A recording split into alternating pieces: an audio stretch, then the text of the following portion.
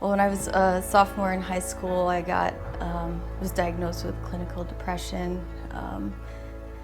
Yeah, it was definitely, something that was a lot more than a typical, angsty teenager that you would kind of expect, and it really turned into a pretty serious problem.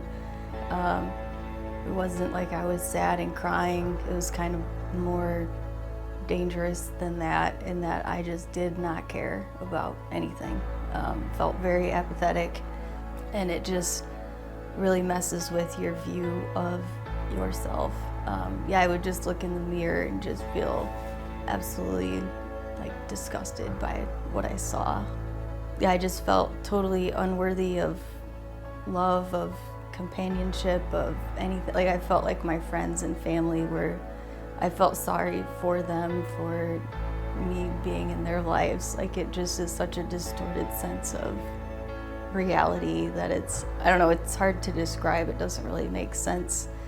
I grew up, going to church, having a relationship with God. I don't know exactly when it started, but just a lot of lies really started to take over my thought process, my mindset, me. It just got to where I felt like I no longer, deserved the love of God, that it didn't apply to me anymore because I was too broken. And then I just remember one night, for some reason, I just picked up my Bible.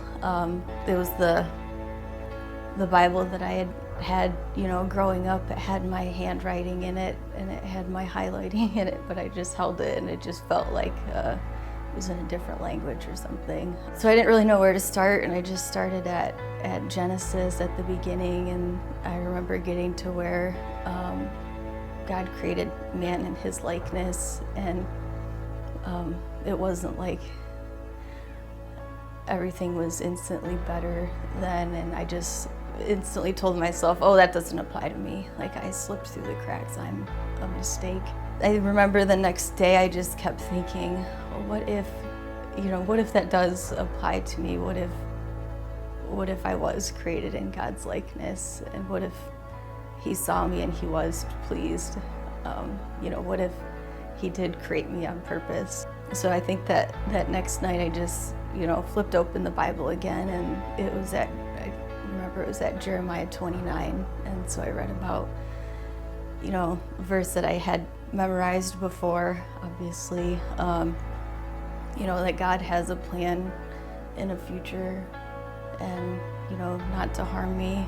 I could kind of tell that was starting to give me hope, so I started to try to say those words to myself in the mirror every day, and not just that I had two legs, but that, God created me on purpose, and, he was pleased by me. I'm good, I am not bad, and just, that he has a hope and a future for me, and that I don't, deserve to be harmed. And I am so excited to see his will and his plan continue to unfold in my life. So accept that God has a future for you. Accept God's love back into your life, and his truth cannot and will not coexist with the lies